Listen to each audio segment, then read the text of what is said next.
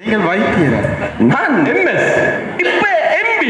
அப்படி மக்களுக்கு நான் ஊசி போட்டனா, பிறகு மக்கள் ஊசிக்கு போட்டாங்க. நான் எம்பி. ஏகப்பட்ட பத்திரிகளின் விவரம் தானே. தப்பி தப்பி. நீங்கள் மட்டும் எதுவும் குறைதான். அறிஞர்களும் உங்களை பற்றி கதைக்கிற அளவில் இருக்கிறது பெருமையாக இருக்கு. என்ன தேடுறீங்க? தங்கத்தை காணையில தம்பி மகனே, இது கொஞ்சம் பிரச்சனையா போகுது. இன்றைக்கு தூக்கி எறிஞ்ச மாதிரி ஒரு கிழட்டு புள்ளைய தூக்கி எறிய போறேன். எதுக்கும்பா ஜாமீன் எடுக்க வேண்டி வரும் போல. மகனே, தங்கம் பாதுகாப்பாக வைத்திருக்கணும். இந்த அளவு கூட்டத்துக்கு எப்படி தேடி எடுக்கப்படுறீங்க? தங்கம் என்றால் தங்கச்சி.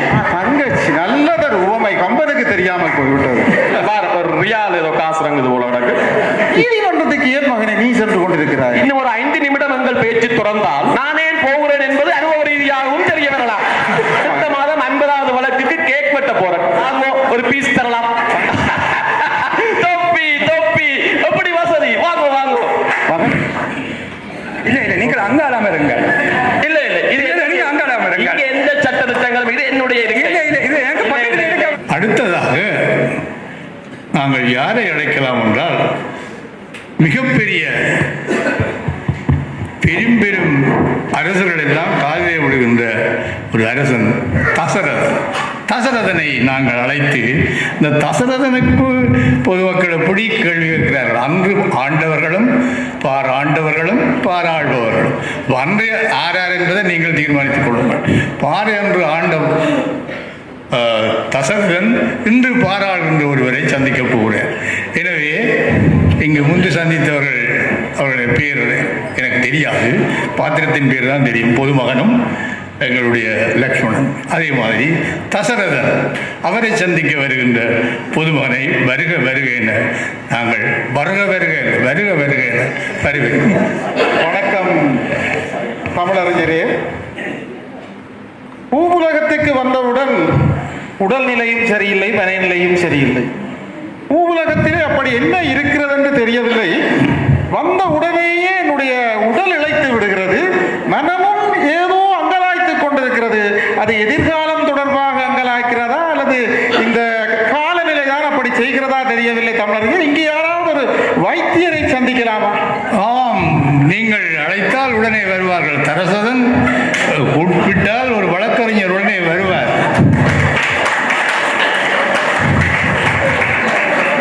மகனே, இருக்கிறார், வைத்தியர் போல் தான் இருக்கிறார். தசரதனே, ஆள் ஒன்லைன்ல நிற்கிறார், கொஞ்சம் கஷ்டம்தான். தம்பி, நீங்கள் வைத்தியரா? நான் எம்எஸ். அது அப்போ எம்எஸ்.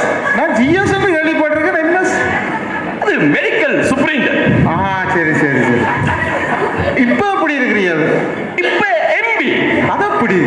அது முந்தி மக்களுக்கு நான் ஊசி போட்டனா, பிறகு மக்கள் ஊசிக்கு போட்டாங்க. நான் எம்பி.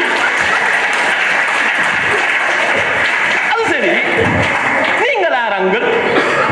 உங்களுக்கு ஒரு சுலபமா சொல்ல போனால், நான் ராமனுடைய அப்பா. ராமனின் தந்தை நீங்கள்? நான் ராமநாதன் பிள்ளை. சரி சரி. ஆனால் உங்களுடைய பெயர்?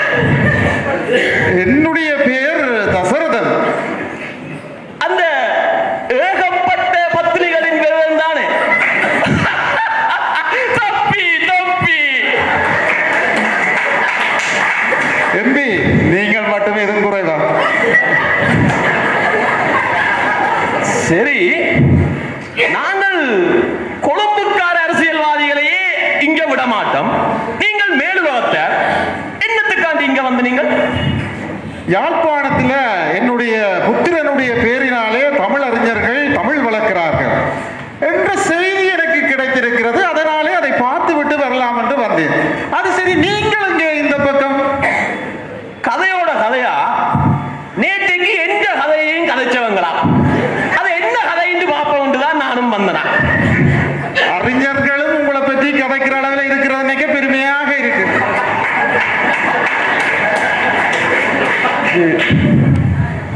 என்ன தேடுறீங்க? தங்கத்தை காணையில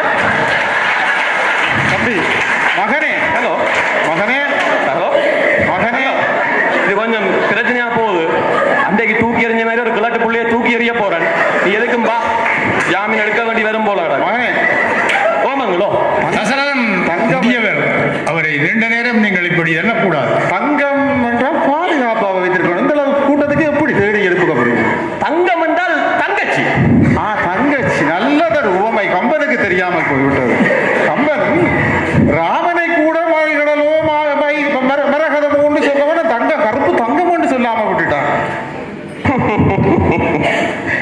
அது சரி, நீங்கள்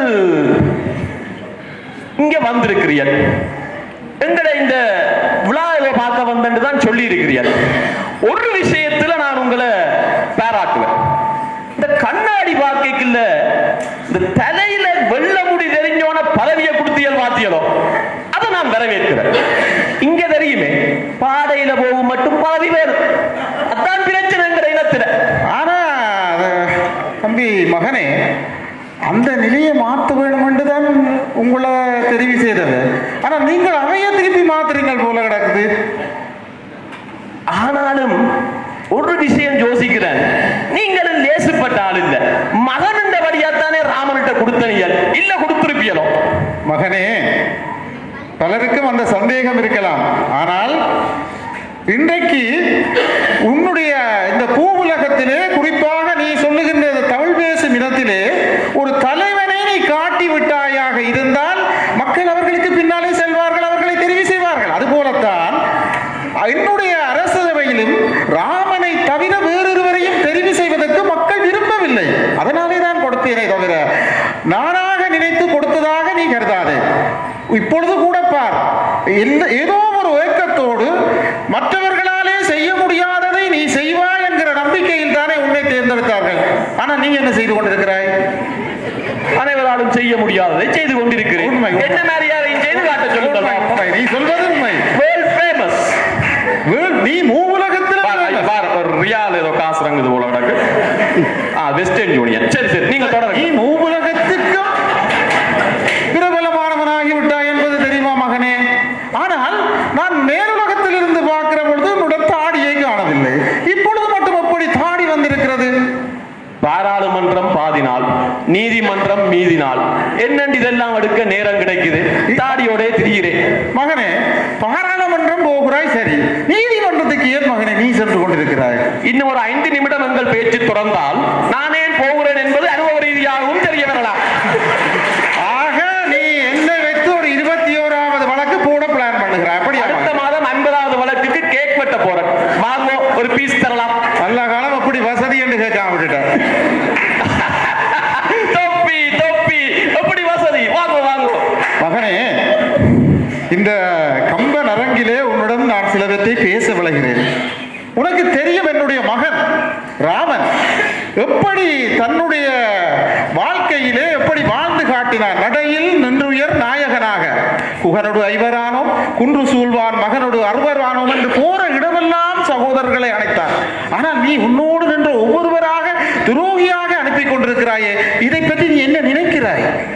9 நின்றோம், இன்றைக்கு 1 நிற்கிறேன். தகுதியும் இல்லை, திறமையும் இல்லை என்னோடு நிற்பதற்கு அவர்களுக்கு. அப்படி நான் நினைக்கிறேன். நீ செய்வது அத்தனையும் தவறு.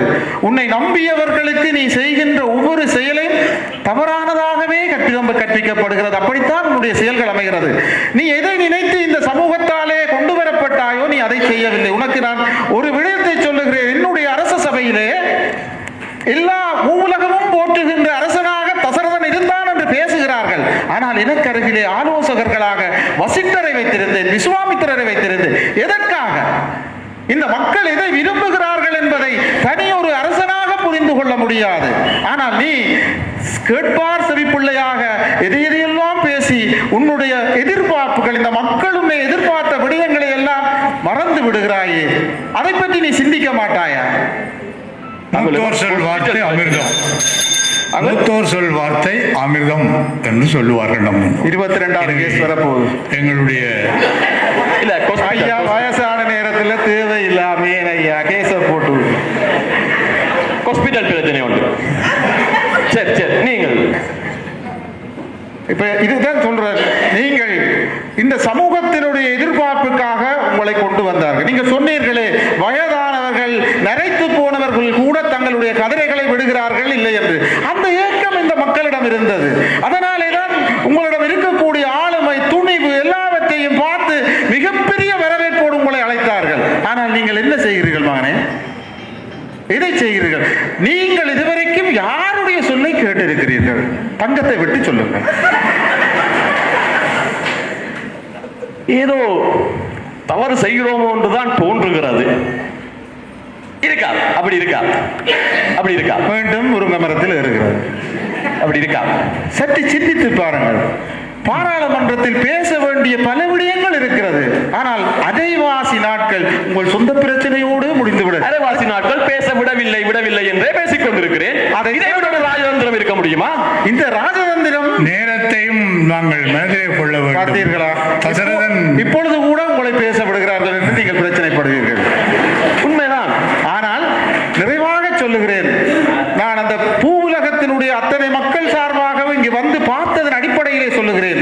உங்களுடைய திறமை, அந்த மக்களுடைய எதிர்பார்ப்பு, இவற்றையெல்லாம் பூர்த்தி செய்ய வேண்டுமாக இருந்தால் நல்ல ஆலோசகர்களுடைய ஆலோசனையோடு இந்த சமூகத்துக்கான ஒரு வழிகாட்டியாக நீங்கள் இருக்க வேண்டும். அவர்கள் ஏமாந்து போய் மீண்டும் ஒரு துடிப்புள்ள ஒருவரை தெரிவு செய்வதற்கு தயங்குகின்ற நிலைக்கு நீங்கள் செல்லக்கூடாது என்பதுதான் இந்த பூவுலகத்தினாலும் போற்றப்படுகின்ற ஒரு வேந்தனாக என்னுடைய கவலையை உங்களிடம் பதிவு செய்கிறேன். சிந்திக்கிறேன். எதுக்கும் நாளைக்கு யூடியூப்பை பாருங்கள், ஏற்கிறனா இல்லையா என்று சொல்லி வைப்பார்கள். இல்லை நீங்கள் அங்காளாம இருங்க. இல்லை இது நீங்க அங்காளாம இருங்க. எந்த சட்ட திட்டங்களும் இது என்னுடைய இல்லை இது எங்க பக்கத்தில் இருக்க வேண்டாம். நீங்கள் குடியானவர்களுக்குள்ளே சண்டை கூடாது. இருக்கட்டும். அவருடைய இதுக்கு